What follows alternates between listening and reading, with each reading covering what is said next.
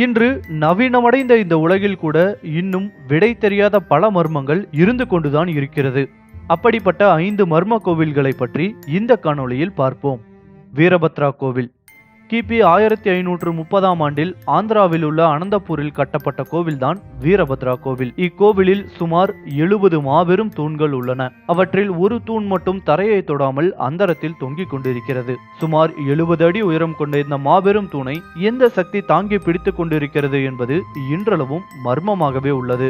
1910ஆம் ஆண்டில் ஆங்கிலேய பொறியாளர் ஒருவர் இம்மர்மத்தை மறைக்க நவீன தொழில்நுட்பத்துடன் இத்தூணின் அடிப்பாகத்தை தரையுடன் இணைக்க முயற்சித்தார். தூணின் ஒரு முனையை தரையுடன் இணைத்தும் விட்டார். ஆனால் கோவிலின் மேல்தளம் சேதமடைய தொடங்கியதால் இம்முயற்சியை பாதியிலேயே கைவிட்டு விட்டார் ஆங்கிலேய பொறியாளர்.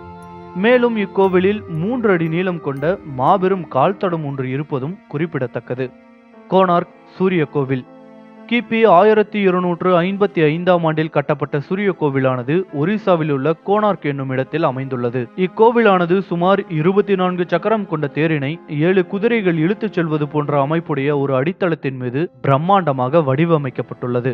இதில் 24 சக்கரம் 24 மணி நேரத்தையும் 7 குதிரைகள் வாரத்தில் உள்ள 7 நாட்களையும் குறிக்கிறது. இதில் ஆச்சரியம் என்னவென்றால் இந்த சக்கரங்களில் உள்ள ஆரங்களின் நிழல்களை கொண்டு தற்போதுள்ள நேரத்தை கூட துல்லியமாக கூற முடிகிறது.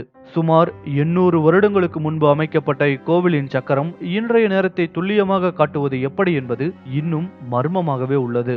மேலும் இக்கோவிலின் ஒவ்வொரு பெரிய இரு தூண்களும் ஒரு சிறிய இரும்பு தகட்டில் மிகவும் சாதாரணமாக இணைக்கப்பட்டிருப்பது மேலும் ஆச்சரியத்தை ஏற்படுத்துகிறது. கைலாசநாதர் கோவில் எல்லோரா கிபி 8ஆம் நூற்றாண்டில் முதலாவது கிருஷ்ணா மன்னனால் எல்லோராவில் கட்டப்பட்டதுதான் இந்த கைலாசநாதர் கோவில். இக்கோவிலை முழுவதுமாக கட்ட கிட்டத்தட்ட 4 லட்சம் டன் பாறையை கோவிலின் மேலிருந்து கீழ் நோக்கி வெட்டி அப்புறப்படுத்தியுள்ளனர்.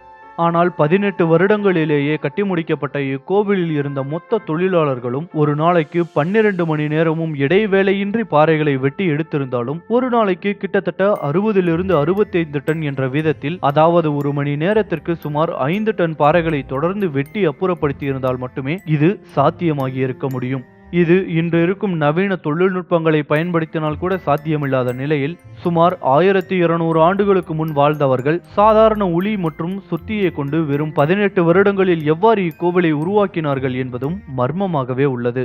பத்மநாப சுவாமி கோவில் கேரளா கேரளாவின் திருவனந்தபுரத்தில் உள்ள பத்மநாப சுவாமி கோவில்தான் உலகிலேயே மாபெரும் பணக்கார கோவிலாகும். இது கட்டப்பட்ட வருடம் இன்று வரை கேள்விக்குறியாகவே உள்ளது. இக்கோவிலில் A, B, C, D என பெயரிடப்பட்ட 8 பாதாள அறைகள் உள்ளன. அவற்றில் தற்போது 5 மட்டுமே திறக்கப்பட்டுள்ளது. இதில் கடந்த 2011ஆம் ஆண்டு A என்ற பாதாள அறை திறக்கப்பட்ட போது தங்கம் மற்றும் வைர நகைகள், தங்கத்தினால் ஆன யானை சிலைகள், 500 கிலோ எடை கொண்ட வைர கழுத்தணி முதலியவை கிடைத்துள்ளது. சுமார் 1,41,000 கோடி மதிப்புள்ள இந்த புதையலை வெளியே எடுப்பதற்கே 12 நாட்கள் தேவைப்பட்டுள்ளது.